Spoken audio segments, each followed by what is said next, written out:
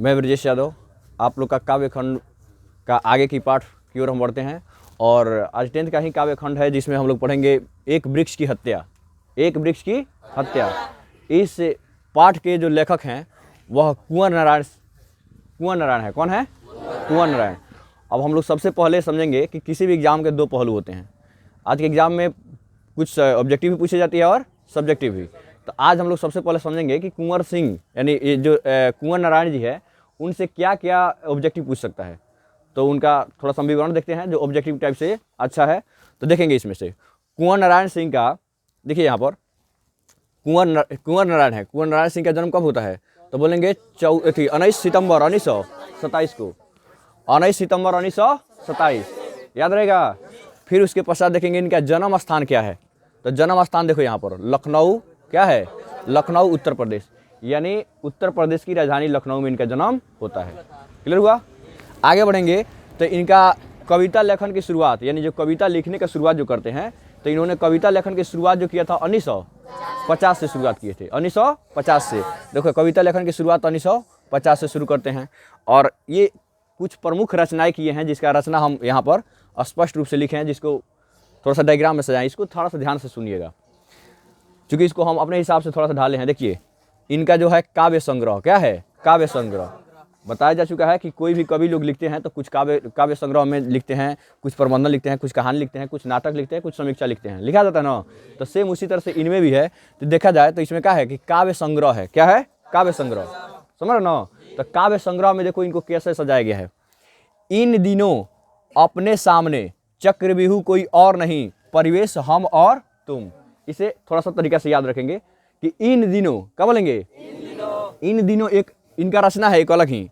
इन दिनों अपने सामने चक्रव्यूह कोई और नहीं,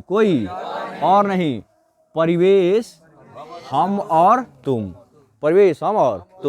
तो एक साथ इसको याद रख सकते हैं। इन दिनों, ठीक ना? अपने सामने चक्रव्यूह कोई और नहीं। तो ऐसे याद रखना, इन दिनों अपने सामने चक्रव्यूह कोई और नहीं, परिवेश हम और तुम। इनका क्या हो गया? काव्य संग्रह हो गया। क्या हो गया? काव्य संग्रह। अब पूछता है कि प्रबंधन काव्य कौन से लिखे हैं? तो प्रबंधन काव्य में देखेंगे तो इसका आत्मजयी है। इनका रचना क्या है? आत्मजयी। क्या बोलेंगे? आत्मजयी। याद रहेगा कि कुंवर नारायण जी का प्रबंधन काव्य का नाम लिखें तो क्या लिखेंगे? आत्मजयी। याद रहेगा ना। और उसके पश्चात पूछता है कि कहानी संग्रह, इन्होंने कहानी कैसा कैसा लिखे हैं, कौन सा नाम है बताओ।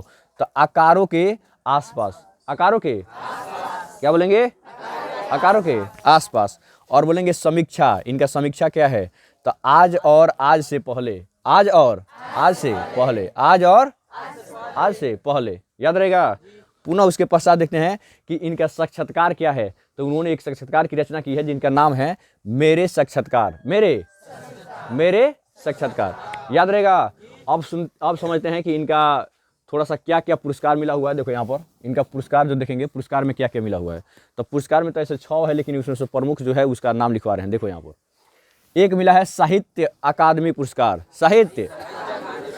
देखो यहाँ पर साहित्य अकादमी पुरस्कार। उसके बाद क्या मिला है? व्यास सम्मान। क्या मिला है? व्यास सम्मान। उसके पश्चात प्रेमचंद्र सम्मान। और उसके बाद है कबीर सम्मान। याद रहेगा। तो ऐसे तो क्रम दर क्रम याद हो सकता है। जैसे बोलेंगे साहित्य अकादमी पुरस्कार मिला हुआ है, व्यास सम्मान मिला हुआ है, प्रेमचंद्र सम्मान मिला हुआ है, उसके बाद कबीर सम्मान मिला हुआ है। याद रहेगा ना।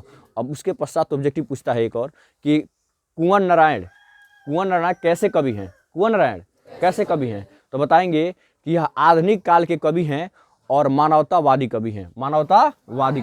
याद रहेगा। कैसा कवि हैं? मानवतावादी। आधुनिक काल के याद रहेगा ना। आधुनिक मानवतावाद के कवि हैं। क्लियर हुआ?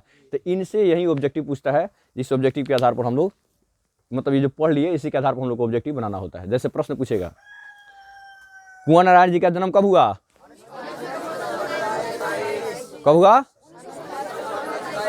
19 सितंबर 1927 को। उसके पश्चात पूछेगा कि कुंवर जी अपना पूरा जो लेखन की शुरुआत कब से किए थे? 1950 से। इनकी रचनाओं के नाम बताओ जो काव्य संग्रह है। तो क्या बोलेंगे? इन दिनों अपने सामने चक्रव्यूह कोई और नहीं, परिवेश हम और तुम, परिवेश हम और तुम, याद रहेगा। उसके पश्चात इनका पूछेगा कि साक्षात्कार क्या लिखे? तो मेरे साक्षात्कार। प्रबंधन काव्य का लिखे? तो आत्मजयी। कहानी संग्रह क्या है? तो कब लिखेंगे? आकारों के आसपास। समीक्षा क्या लिखे हैं? तो आज और आज से पहले, याद रहेगा। चलो अब आगे देखते हैं। तो इनका जन्म स्थान पूछ सकता है कि लखनऊ उत्तर प्रदेश, हो जाएगा ना। अब देखेंगे कि पुरस्कार बता चुके हैं तुम लोगों को। अब उसके पश्चात इसमें क्या है कि कुंवर नारायण जी का कौन सी है जन्म थी, कैसे कवि होते हैं, तो ये पूछता है। अब थोड़ा सा इनका पक्ति की ओर चलते हैं। ये ऑब्जेक्टिव है, ऑब्जेक्टिव के फिर से इनको याद रखने का प्रयास रखेंगे, ठीक ना। अब आते हैं हम लोग आगे कि इनका एक वृक्ष की हत्या क्या है? एक वृक्ष की हत्या। देखो बहुत सुंदर पक्ति है और इसमें लिखा है कि लेखक जो होते हैं मतलब गांव रहते थे, और गांव में जब रहते थे तो उनको एक मतलब पास में ही क्या होता था, वृक्ष था। उस वृक्ष को देखकर यह कविता लिखे थे, और उस आए हैं लौट कर प्रदेश से तो देखते हैं कि वहाँ पर वृक्ष नहीं है। यानी यह मुख्य रूप से यह कविता जो लिखी गई है, मानव जो क्रूरता के साथ जिस वन को काटते जा रहा है अपने लाभ को, अपने हित को पूरा करने के लिए, उसी पर यह कटाक्ष किया गया है कविता के माध्यम से। तो देखेंगे इसमें पक्ति देखते हैं। एक वृक्ष की हत्या पर काव्य खंड रचा गया, मतलब काव्य लिखा गया है, कविता लिखी गई है। तो देखेंगे इसमें, अब की घर लौटा तो देखा वह नहीं था, वही बूढ़ा चौकीदार वृक्ष जो हमेशा मिलता था घर के दरवाजे पर तैनात। यानी इसमें लिखा है कि अब की बार जो लेखक जो आते हैं प्रदेश यानी कहीं गए हुए हैं, उसके बाद जब लौटते हैं तो देखते हैं कि वह वृक्ष क्या था? नहीं था, वहाँ पर वृक्ष खड़ा ही नहीं था, समझ ना। जो मिलता था हमेशा दरवाजे पर तैनात, जो हमेशा खड़ा रहकर हमेशा मतलब वहाँ पर प्रहरी के समान खड़ा रहता था, और जो दरवाजे के सामने रहता था ऐसा लगता था कि मतलब हमेशा तैनात रहता है, और लौट कर आने पर हमेशा उसे मिलता था। तो वह अब की बार आए तो क्या देखे कि वृक्ष नहीं था। इसका अर्थ है कि मनुष्य उसे क्या किए थे? अपने लाभ के हित पूरा करने के लिए उसको काट दिए थे। अब इस वृक्ष की स्थिति बताई जाएगी अगली पंक्ति में। यह वृक्ष कैसे कैसे लोगों को क्या क्या प्रदान करती है, ठीक ना, और कैसे कैसे दृढ़ता के साथ लड़ते हुए भी सामने है, खड़ी है। लेकिन वृक्ष को अपनी मतलब वृक्ष को काटा गया मानवीय आवश्यकताओं को पूरा करने के लिए। मानव कितना लोभी और लालची बन चुका है कि जंगलों को काटते जा रहा है, और इससे मनुष्य को ही हानि है। अब इसमें हानि का विकार भी बताया गया होगा लास्ट में, ठीक ना, तो समझेंगे बाद में हम। देखो, पुराने कपड़े, पुराने चमड़े का बना उसका शरीर, वही सख्त जान, झुर्रियेदार खुरदुरा तना मैला कुचैला, एक पगड़ी फूल पत्तीदार पाँव में फटा पुराना जूता, चरमराता लेकिन अकड़ बलबुत्ता। इसका अर्थ समझना कितना अच्छा है। इसका अर्थ है कि पुराने चमड़े, यानी जब वृक्ष जब पुराना हो जाता है तो उसका जो चमड़ा होता है ना, चमड़ा जो छाला होता है वो क्या होती है? झड़ने लगती है। उसका आकार जो होता है वह थोड़ा सा लाल भूरा जैसा हो जाता है। कैसा होता है? लाल भूरा जैसा। और देखना थोड़ा सा भूरा जैसा कलर होता है पुलिसों का, चौकीदार लोग का होता है ना, तो वो ऐसा ही बताते हैं कि उनका जो चमड़ा जो है ना तो कैसा हो चुका है, पूरा जो छल्ला जो है वो झड़ चुका है, चूंकि वृक्ष क्या हो चुका है? पुराना हो चुका है। वृक्ष कैसा है? पुराना हो चुका है, और उसका जो छल्ला है वो क्या झड़ चुकी है।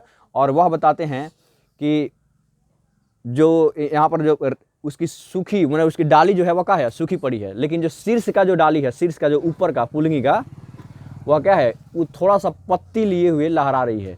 ऐसा लग रहा है कि वह कौन सी वृक्ष का कौन सी है? मुकुट है, वृक्ष का मुकुट है, ताज बना हुआ है, ठीक ना। वही बताते हैं कि एक पगड़ी फूल पत्तीदार पाँव में फटा जूता। पाँव में फटा जूता मैंने होता है कि उनका जो जड़ जो था वह जर्जर हो चुकी थी। क्या हो चुकी थी? जड़ कैसा हो चुकी थी? जर्जर हो चुकी थी। यानी अब पूरी तरह से वह बूढ़ा चुका था, वृक्ष बूढ़ा हो चुका था। लेकिन फिर भी कितना हो भी कठिन परिस्थिति थी, गर्मी थी, बरसात थी, कुछ भी था, लेकिन उसको सहते हुए क्या थे? खड़ा था वृक्ष। और मानव ने उसे आवश्यकता करने पर उसे क्या किया? काट दिया। वो हारा नहीं था, लेकिन मानव ने उसे हरा दिया। समझ रहे ना। आगे है कि धूप में, बारिश में, गर्मी में, सर्दी में हमेशा चौकन्ना अपनी खाकी वर्दी में। खाकी वर्दी बताएं अभी कि चमड़ा क्या होता है? उसका जो चमड़ा है उसका झड़ चुका है, मतलब झड़ चुका है, और उसके पश्चात उनका रंग जो होता है कैसा हो चुका है? वर्दी के जैसा। तो वह बताते हैं कि धूप में, बारिश में धूप पड़ रहा है, बारिश हो रही है, उस स्थिति में भी वह काम चाहिए अपने आप को खड़ा किया है। गर्मी में सर्दी में, चाहे गर्मी हो चाहे सर्दी हो, उस स्थिति में भी अपने आप को खड़ा किया था और चौकन्ना था, हमेशा चौकन्ना रहता था। जैसे चौकीदार होता है ना, वर्दी पहने चौकीदार खड़ा रहता है, उसी तरह से वह वृक्ष हमेशा चौकीदार के समान खड़ा रहता था और तैनात रहता था। समझ ना, यही बात बताते हैं कि दूर से ही ललकारता कौन, मैं जवाब देता दोस्त। यानी लेखक से जब भी आते थे, जब प्रदेश से जब आते थे तो हमेशा देखते थे कि वह वृक्ष क्या है, चौकीदार के समान खड़ा है। और उनसे जब आते थे गांव में, जैसे प्रवेश करते थे तो उनसे पूछता था कौन हो, तो वह बताते थे कि मैं तुम्हारा दोस्त ही हूँ, ठीक ना। और बताते हैं आगे कि मैं क्या करता था उसके बाद, और पल भर को बैठ जाता उसकी ठंड छाँव में। वो बताते थे कि मैं तुम्हारा दोस्त ही हूँ, और पल भर के लिए, मैंने कुछ देर के लिए उनके छाँव में जाकर क्या होते थे, वृक्ष के छाँव में बैठ जाते थे लेखक, और बहुत ही उनको शांति महसूस होती थी, क्योंकि वृक्ष के नीचे क्या होती है, छाया मिलती है और छाया में सुकून मिलता है, ठीक ना। वही बात बताते हैं लेखक कि दरअसल शुरू से ही था हमारे अंदेशों में कहीं एक जानी दुश्मन, कहीं एक जानी दुश्मन। दरअसल देखो, दरअसल मैंने कहा होता है कि कहीं ना कहीं, मतलब क्या होता है, एक अंदेशा सा सुमनक दुश्मन था जो लोभी लालची था, लोभी लालची था, जो जानी दुश्मन था किसका, वृक्ष का। मानव जो अपने आवश्यकता के लिए क्या होता है, जानी दुश्मन बन जाता है किसका, वृक्ष होगा। मतलब उसको अपनी आवश्यकताओं को पूरा करने के लिए क्या करता है, वृक्ष को काट देता है। और आगे बताते हैं, देखना आगे है कि घर को बचाना है लुटेरों से, घर को बचाना है लुटेरों से, और शहर को बचाना है नादिरों से, और देश को बचाना है देश के दुश्मनों से, देश के दुश्मनों से। इसका पक्ति समझना कितना अच्छा है। जिस तरह से घर का खजाना होता है उस लुटेरे से बचाया जाता है, और देश जिस तरह से नादिर शाह जो था, नादिर शाह मतलब विदेशी आक्रमण था और भारत पर आक्रमण करता था, और क्या करता था, बहुतों यहाँ से संपत्ति को लूट कर अपने स्वदेश लौट जाता था। तो उसी तरह से बताते हैं कि अपने जिस तरह से घर को लुटेरे से बचाया जाता है, और जिस तरह देश को नादिरों से बचाया जाता है, ठीक ना, और जिस तरह से उसी तरह से इस वृक्ष को किससे बचाना है, इन लोभी लालची मानवों से बचाना है, लोभी लालची मानवों से बचाना है। क्योंकि अगर लोभी लालची मानव इस तरह से अगर बर्बर बनते गए, अगर काटते गए वृक्ष को, तो क्या स्थिति होगा, उसका स्थिति देखो अगले पंक्ति में कितना बढ़िया से लिखे हैं कि बचाना है नदियों को नाला हो जाने से, बचाना है नदियों को नाला हो जाने से, हवाओं को धुआं हो जाने से, खजाने को जहर हो जाने से, सुनो, खाने को जहर हो जाने से। बचाना है जंगल को मरुस्थल हो जाने से, बचाना है मनुष्य को जंगल हो जाने से। समझ ना, इसका अर्थ देखना, आप धमकी देते हैं इस वाक्य में कि देखो अगर मानव इतना लोभी लालची बनते गया तो एक दिन ऐसा समय आएगा कि वृक्ष काटने से क्या होती है, हरियाली जाती है, और हरियाली जाती है तो वहाँ से ऑक्सीजन भी नहीं मिलता है। समझ ना, ऑक्सीजन भी नहीं मिलेगा।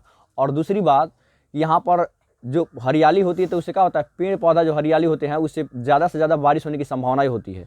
देखना जंगल में ज़्यादा बारिश होता है, तो ये बता रहे हैं कि अगर वृक्ष काटते जाएगा इस रफ्तार से मनुष्य, तो क्या होगा, अधिकांश बारिश नहीं होगी, और क्या बन जाएगी, नदियाँ जो फुलाकर जो बहने लगती है वह क्या हो जाएगी, संकीर्ण होते हुए नाला बन जाएगी, क्या हो जाएगी, नाला हो जाएगी। यही बताना चाहते हैं कि उससे बचाना है, नदियों को नाला होने से बचाना है, ठीक ना। और तब बताते हैं कि हवाओं को धुआं हो जाने से, हवाओं को धुआं हो जाने से मतलब इसका अर्थ है कि उसमें ऑक्सीजन की मात्रा ही नहीं रहेगी, केवल धुआं हो जाएगा।